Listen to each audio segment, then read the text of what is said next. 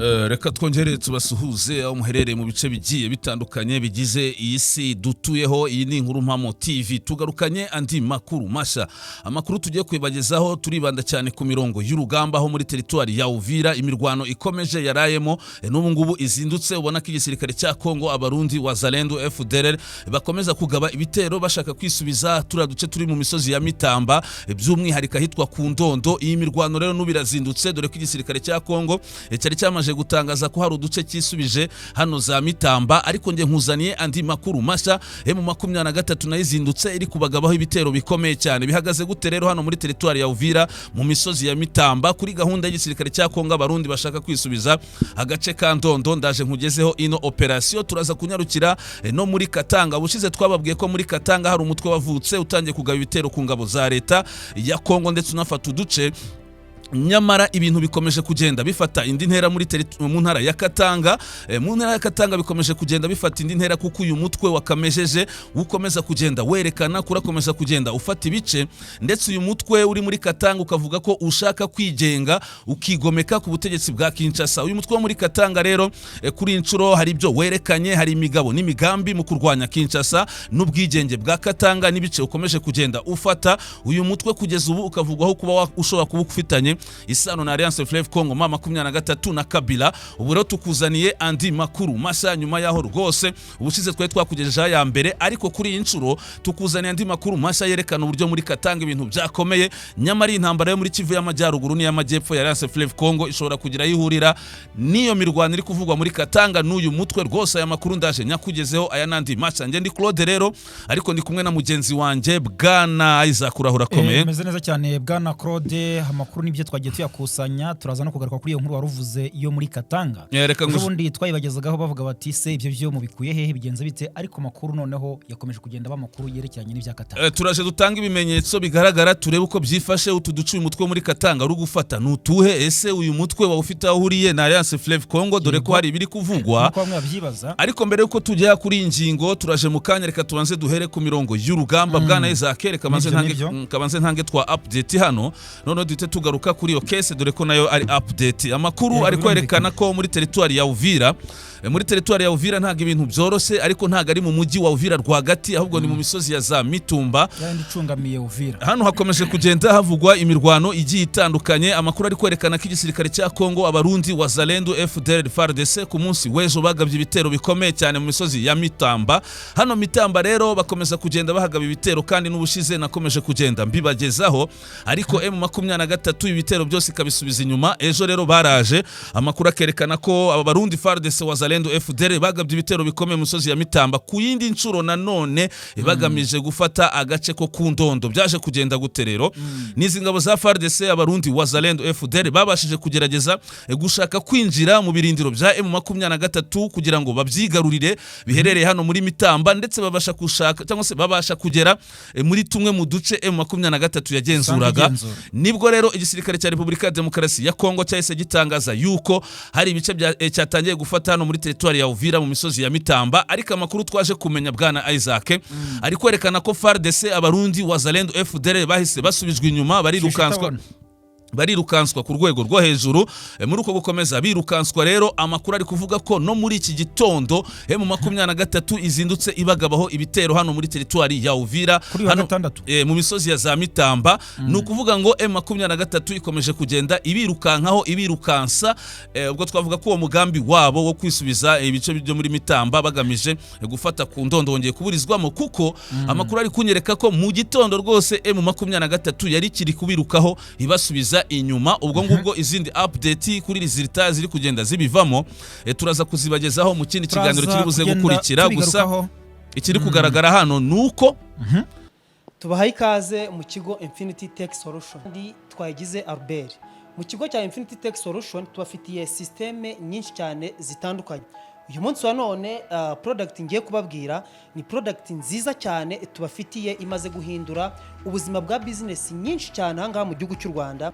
Ndagira ngo mbwire abantu bose bakora business zigendanye n'amabare, restaurant, ama coffee shop, ama hoteli, inganda, abo ngabo bose twabazaniye solution. Iyi system igendera n'ubundi ku bintu bigendanye na internal security control, ubwo igendera kuri role and permission nk'umubosi cyangwa se ndi manager, aho mpita mbona imibare ku munsi y'amafaranga, nkabona uko bimeze, nkabona amatoto orders, nkabona expense, nkabona profit yanjye ntiriwe ntambakambira mu bintu byo gushaka ibintu bigendanye n'ibitabo. Niba uri nk'umuseriveri ugomba kuza ahangaha ukabona menu yawe, ukaba wakora, ukaba watanga amaoda, ukaba wareba ibintu byose wakoze, byarangiye bitararangira. Niba dushaka nka raporo yo guhera ku itariki n'iyi kugera kuri iyi n'iyi, za expense report turazibona, profit and loss account turazibona, za income statement.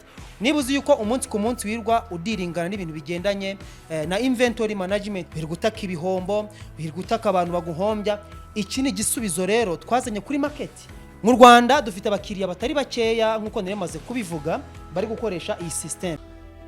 Abarundi FARDC Wazalendo FDLR kwisubiza bira bice bya Mitamba no kugira bagere ku ntego yo kwisubiza agace ko ku Ndondo bikomeje kugenda bibananira. Gusa bo bafitemo umugambi wo kugira ngo bace intege M23 wo kugira ngo ibitakongera kwisubiza Uvira. Byabananiye rero ibimenyetso yuko yahasubira. Byabananiye rero byananiranye. Gusa tumanutse gato muri Minembwe hari amakuru ari kuvuga ko igisirikare cya Kongo n'abarundi Wazalendo abatanzania babyutse bagaba ibitero nanone ahitwaga Kenge, hano ni mu duce duherereye muri zone ya Minembwe. Nubundi ko kegeranye na Mikenyari. Yego hari ibitero by'amadrone, ariko hari n'amakuru avuga ko bagabye ibitero byo ku butaka.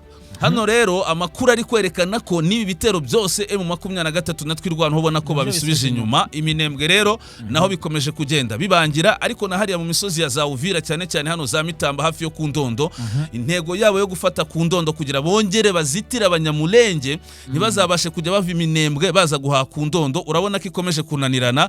N'ubu M23 natwirwana ho bayiburijemo muri iyi mirwano iri kuvugwa Mitamba. Ni M23 natwirwana ho bari kwirukansa cyane abarundi FARDC Wazalendo na FDLR. Izo nizo zari update zo muri Kivu y'Amajyepfo. Ahubwo bwana Isaac tutugezaho iyo nkuru yo muri Katanga. Tujya no ku nkuru iri kuvugwa muri Katanga. Urabizi ko ejo bundi bwana Claude twagarutse ku nkuru ivuga yuko hari umutwe muri Katanga nawo wakamejeje, bamwe bakawuhuza na AFC M23 bavuga yuko hari hagiye kuba intambara ikomeye cyane ko muri Katanga hari amakuru avuga yuko hari imitwe imwe n'imwe yayisuganya igamije kugira ngo Katanga ibe yakigenga igobotore ku butegetsi bwabo muri Kasai bakomeje kugenda bayobora igihugu cya Repubulika Demokarasi ya Kongo.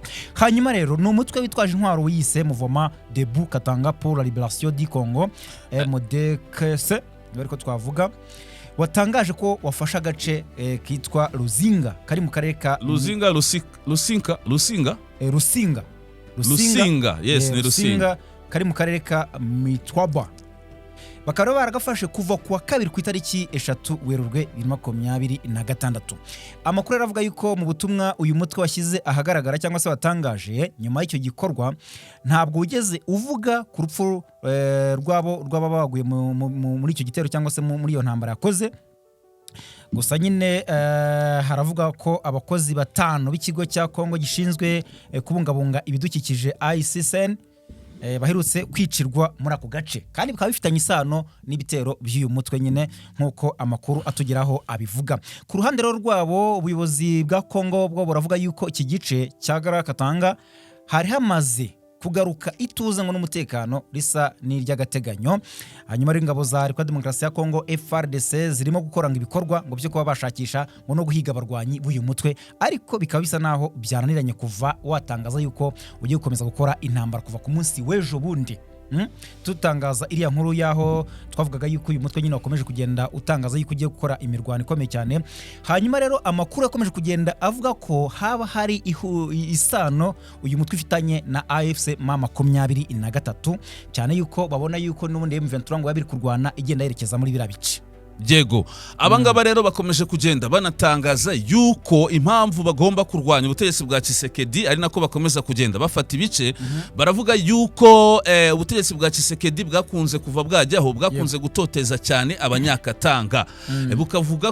Bakavuga ko Tshisekedi yatoteje cyane abaturage bo muri Katanga n'abanyapolitike bo muri Katanga n'ikijyanye no kwikubira ubutegetsi bw'abanyakasayi, kuko twabonye ko ubushize nabwo twabivuzeho, ariko turashingira ku makuru masanga abanyakasayi yikubiye ubutegetsi kandi Tshisekedi akomeza kugenda atoteza abanyakatanga, ukongeraho no kwigwiza imitungo yo muri Katanga. Uziko iriya ntara ya Katanga bwana Claude mu ntara zifite ubutunzi bukomeye cyane muri Repubulika Demokarasi ya Kongo. Nabo rero bakomeye zifite amabuye menshi, bya biti by'agaciro bivamo amamesa n'ibindi biri muri Katanga. Ibyo byose rero ngo biragenda bikabyazwa umusaruro n'abanyakasayi bari ku butegetsi, bikarangira abo muri Katanga ntacyo bamariye. Bano banyakatanga rero bari no kwerekana ko cyangwa se uyu mutwe uri kugaragaza ko kako gace bafashe hajya bakita Rusinga kugeza ubu igisirikare cya Repubulika ya Demokarasi ya Kongo ntago kirabasha kukisubiza. Hano hakibazwa rero niba uyu bashakisha ko abarwanyi babuze niba uyu mutwe warafashe kano gace ka Rusinga hakaba hagiye gushira hafi iminsi 3 niba atari 2 kugeza ubu igisirikare cya Kongo kikaba kitarabasha kwisubiza aka gace ka Rusinga hano muri Katanga. Ntago ubona ko uyu mutwe wawe ufite imbaraga, kabone n'ubwo igisirikare cya Kongo kiri kuvuga ko kiri gushakisha bano barwanyi, ariko nyamara aka gace ka Kasinga uyu mutwe uragaragaza ko ukikagenzura kandi ukagaragaza ko ufite gahunda yo gukomeza gufata utundi duce. Izi mbaraga ziri kuva he? Ni nacyo cyabereye urujijo rero ubutegetsi bwa Repubulika Demokarasi ya Kongo bwa Tshisekedi ndetse n'igisirikare cya FARDC, kuko bari kugira ngo basikeho kuri uyu mutwe, bakabona birananiranye, bakibaza bati se umutwe mushya gutya udafite imbaraga mu busanzwe byaba biri guterwa n'iki? Naho rero bari kugenda bakekeramo ko haba harimo n'akaboko cyangwa se imbaraga za AFC M23, cyane ko nyine muri iyi minsi M23 iri kugenda yagura ibikorwa buhoro buhoro ndetse n'abarwanyi bashya, bakavuga bati wabona izi mbaraga n'ahandi zaba ziri kuva, ziri gutuma uyu mutwe ufata noneho igice ukakimarana iminsi 2. Yego, bakibaza izo mbaraga aho zaba ziri guturuka. Ubwo rero no busesenguzi bikugenda bukorwa n'abantu bagiye batandukanye bavuga bati biranashoboka nabyo, kuko ntabwo wamenya, cyane ko ejo bundi wahoze usesengura uvuga uti AFC yigeze gutangaza ivuga ko bafite imitwe bakorana nubwo hari izwi ariyo M23 yego natwirwaneho ari ku ruhembe rw'imbere, ariko ntibibujire yuko harimo n'abandi bashyiramo akaboko cyangwa se harimo abatanga undi musanzu kugira ngo bakomeze babarwanire icyo twakita impinduramatwara y'abanyekongo bakomeze kugenda bicwa mu burasirazuba bwa Repubulika Demokarasi ya Kongo. Iki kintu gikomeye rero, uyu mutwe ubundi wagabaga ibitero bizwi kuriho, ariko wari utarashira declaration hanze cyangwa se kugira itangazo utangaza. Twajyaga tubivuga hano abantu bakavuga atari ko umutwe muvuga mubikuye he, ariko uyu mutwe kugeza ubu wamaje gusohora itangazo bikubiyemo ibyo byose, ugaragaza utwo duce uri kugenda ufata muri Katanga, unagaragaza ko ufite gahunda yo kurwanya ubutegetsi bwa Tshisekedi, bakerekana n'impamvu bahisemo kurwanya ubutegetsi bwa Tshisekedi. Ubwo rero twavuga ko muri Katanga intambara isa nk'iyatangiye buke buke, ariko bishobora kuza gukomera, kuko amakuru avuga ko uyu mutwe ukomeje kugenda wiyubaka ushaka n'abandi barwanyi kugira ngo urusheho gufata ibindi bice bitandukanye byo muri Katanga. Amakuru rero ari kuvuga ko mu byo uyu mutwe uri no kugaragaza nuko ushaka kwigenga ukiyomora kuri Kinshasa, donc hakabaho intara ubwigenge bwa Katanga ushingiye no ku baturage ba Katanga kikaba nk'igihugu ukwacyo. So aya makuru tuyagaruye rero ubushize twe twayatanze ubwo uyu mutwe wari watangiye kugaba ibitero, ariko impamvu tuyagaruye nuko nawe wasohoye itangazo ukagira ibyo itangaza yawo nayo ukagaragaza ibyo urwanira, uri kubyumva neza, yego, ukagaragaza ibice umajije gufata, ukagaragaza n'impamvu ukomeje kurwanya Perezida Tshisekedi. Gusa birashoboka ko ushobora kubufitanye connection na Alliance Fleuve Congo nkuko twabivuze, bakanazana muri Kongo na Joseph Kabila, ariko hakavugwamo n'undi munyapolitiki witwa Moise Katumbi ukomoka mu ntara ya Katanga, udakorana na Tshisekedi, utavuga rumwe na Tshisekedi, ko nawe yaba finansa uyu mutwe, dore ko uyu mugabo ari umuherwe afite akayabo k'amafaranga, ashobora kuba finansa uyu mutwe aho amafaranga mu rwego kugira ngo waguke ubone imbaraga. Ariko ku rundi ruhande kuri connection na Alliance Fleuve Congo bikavugwamo na Kabila, kuko bano n'abanyapolitike bakomeye cyane muri Katanga, mu ntara ya Katanga bakunzwe. Ariko biramutse ari byo bikoko bya Tshisekedi yabyitwara amate, kuko zaba ari imbaraga zidasanzwe azarwana. Icyo nandi kuvuga aba n'abanyapolitike bakunzwe kandi badashyigikiye ubutegetsi bwa Tshisekedi baburwanya. Kuba rero uyu mutwe waravukiye muri Katanga bigaragara ko ari uw'abanyakatanga, kandi abanyakatanga badakunda abanyakasayi bari no ku butegetsi, bari no kubashinja ibyaha byinshi, ati dushaka kwigenga cyane ko bavuga yuko ubutegetsi bwikubiwe n'abo twita abaki buriya za Kasayi, Tshisekedi, Chirombo, ibintu nk'ibyo ngibyo. Usanga ari benshi ari mu butegetsi, mu gisirikare, abasirikare bakuru usanga ari barimo imbere. Rero abanyakatanga bakavuga bati ibi nabyo ntabwo bishoboka, ari byo byatumye nyine bitwa ba Moise Katumbi bahagaruka bagahirimbana mu myaka yose ishize, kugeza ubwo nashinze byahuriro ry'amashyaka atavuga rumwe ryitwa Assemblée pour la Nation harya Assemblée pour la République. Reka dute twihuta cyane n'andi makuru bwana Isaac, reka ntanga ino nkuru. Amerika igiye gukumira abayobozi benshi b'u Rwanda ku butaka bwayo. Ubona ko Amerika nyuma yo gufatira ibihano abajenerali 4 mu ngabo z'u Rwanda ngo hari na gahunda y'uko ibihano bishobora gukomeza igatangira gukumira bamwe mu bayobozi b'u Rwanda kujya muri Leta Zunze Ubumwe za Amerika. Ahubwo reka tubanze turebe imiterere y'iyi nkuru.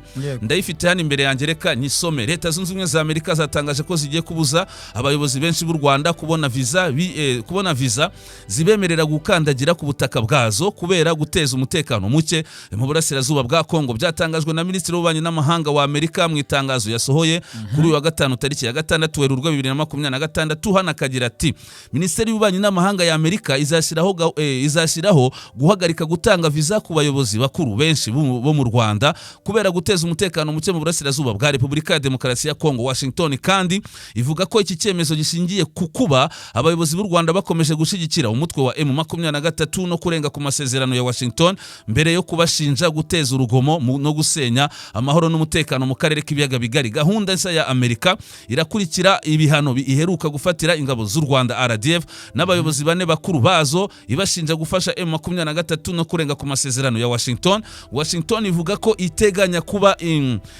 kuba impande zose zifite uruhare mu masezerano ya Washington zigomba gushyira mu bikorwa ibyo ziyemeje. Ivuga ko Repubulika ya Demokarasi ya Kongo by'umwihariko igomba guhita isenya umutwe witwaje intwaro wa FDLR n'imitwe bakorana, hanyuma u Rwanda narwo rugakuraho ingamba n'ibikoresho bya gisirikare muri Kongo. Amerika ivuga ko ibi ari byo byonyine bizatuma kugera ku bukungu mu karere k'ibiyaga bigari bishoboka. Washington kandi yashimangiye ko abantu bakekwaho kuba bagira uruhare mu gufatanya cyangwa se kugira uruhare rwihariye urutaziguye mu gusenya cyangwa se gukumira amahoro arambye mu karere k'ibiyaga bigari bazahura n'ingaruka.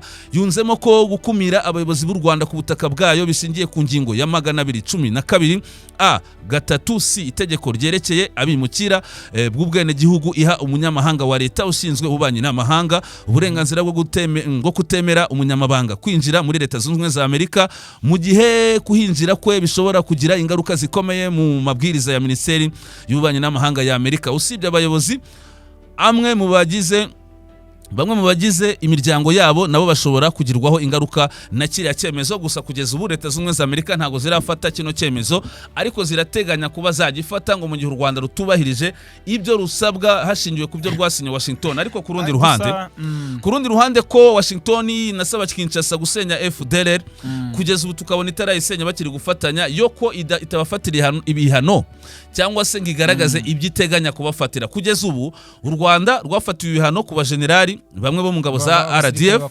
Amerika ikabiri no guteganya ngo gufata ibindi bihano bakuraho visa ku bayobozi bakuru kujya muri Leta Zunze Ubumwe za Amerika. Ariko Kongo nayo Amerika irerekana ko hari ibyo itarubahiriza mu masezerano ya Washington, ariko nta gihano na kimwe Kongo irafatirwa, nta nubwo Amerika igaragaza ibindi bihano iteganya kuba yafatira Kongo. Bwana Isaac, urabona Leta Zunze Ubumwe za Amerika urazibona gute? Nuko muri iyi minsi abenshi bari kugenda babisesengura bavuga yuko Amerika nubwo iri kuberereka haba hari inyungu igambiriye ku butaka bwa Repubulika ya Demokarasi ya Kongo. Hari n'abashatse kubihuza n'uriya muyobozi mushya wa MONUSCO washyizweho kuko nawe ni umunyamerika James Iswani, bavuga bati rwose Kongo yabiri kugenda yegereza inyungu buhoro buhoro za Kongo. Gusa uko byagenda kose u Rwanda rwo ruravuga ruti ibyo bakigira byose ntabwo tuzakuraho ingamba z'ubwirinzi ku mipaka yacu na Kongo mu gihe cyose bagikorana n'umutwe w'iterabwoba. Ngira ngo babonye ko n'umukuru w'igihugu Paul Kagame yabigarutseho. Ngira ngo rwose yanagize ati ni Perezida Paul Kagame yasobanuye ko u Rwanda rushaka amahoro arambye kandi rwiteguye gukuraho ingamba z'ubwirinzi mu gihe Repubulika ya Demokarasi ya Kongo yakubahiriza inshingano zayo nk'uko ziteganyijwe mu masezerano ya Washington. Ibihugu byombi byashyizeho umukono mu mpera z'umwaka ushize. Urumva ko Kongo nayo ifite amasezerano yirengagiza kandi nkana. Ariko noneho nk'uko wari ubivuze, manzo uragize iyo nkuru. Yabigarutseho rero hari ku mugoroba wo kuri uyu wa gatanu ubwo yagiranaga ibiganiro n'abadiplomate bahagarariye ibihugu byabo hano mu Rwanda. Perezida Kagame yagaragaje yuko uko iminsi ishira uburenganzira bw'igihugu n'inshingano zacyo mu guharanira umutekano wacyo n'abaturage bacyo bitigeze bihinduka kuri buri gihugu, kandi ko n'u Rwanda rwakomeje kwicungira umutekano warwo birumvikana. Ubwo ni Perezida w'u Rwanda uvuga ati nubwo mwadushirira bihano twebwe ntago tuzigera dukuraho ubwirinzi keretse igihe Kongo izaba yubahirije ibyo yasinyiye Washington. Ibyo Perezida w'u Rwanda yashaka kuvuga hano rero Kinshasa ibyo yasinyiye Washington no gusenya FDLR no gukorana nayo, ariko baracyakorana. Ku bw'izo mpamvu Perezida w'u Rwanda Paul Kagame akagaragaza ko nubwo Amerika yibasira u Rwanda ifatura ibihano harimo kuboga kuzigama ariko u Rwanda rutazakuraho ingamba z'ubwirinzi Kongo itarasenya FDLR. Ni Perezida Paul Kagame kandi ikibazo rero ni iki ngiki. Kongo gusenya FDLR biragoranye kuko Perezida w'u Rwanda Paul Kagame yongeye kugaragaza ko hari imikoranire ikomeje hagati ya guverinoma ya Repubulika ya Demokarasi ya Kongo n'abarimo Jean-Luc Habyarimana usanzwe ari umuhungu wa Habyarimana Juvenal ari we perezida wari usanzwe ari perezida w'u Rwanda mu rwego rwo gushimangira ubufatanye n'umutwe wa FDLR. Umukuru w'igihugu yabigarutseho muri iryo jambo n'ubundi yarari kuvuga u Rwanda ngo rumaze iminsi ruri ku gitutu cy'ibihugu birangajwe imbere na Leta z'Ubumwe za Amerika ndetse zikomeje kugenda zirufatira ibihano zirushinja guha ubufasha umutwe witwaje intwaro wa M23. Ariko perezida w'u Rwanda yagaragaje ko u Rwanda kimwe n'ibindi bihugu rufite uburenganzira. Umukuru w'igihugu kandi agaruka ku makimbirane yo mu burasirazuba bwa Kongo, yanavuze ko Tshisekedi nyine akomeje gukorana bya hafi n'aba bantu bo mu muryango wo kwa Perezida Habyarimana.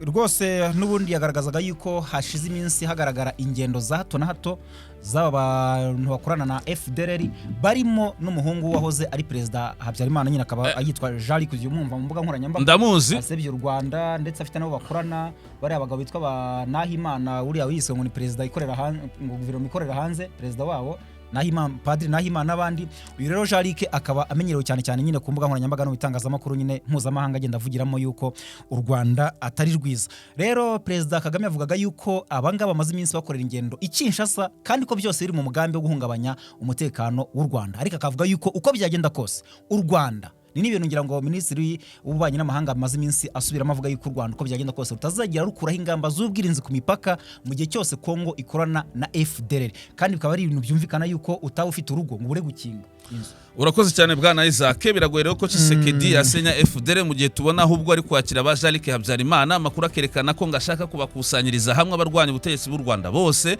bagakurirwa na Jean-Luc Habyarimana noneho akabatera inkunga ngo yo kuza gukuraho ubutegetsi mu Rwanda. Reka amakuru tube tuyasoreje hano bwana Isaac, ndagushimiye. Reka zangaho ubwo ngubwo rero mu kanya gatoya ubabwira ko nyine baza kumva andi makuru aza kuba agezweho. Yes, andi makuru agezweho turaza kuba tuyabagezaho muri weekend. Turi kumwe rwose turahabaye tuyabagezaho. Mukomeze kugira weekend nziza. Ngiye ari Claude nari kumwe na bwana Isaac.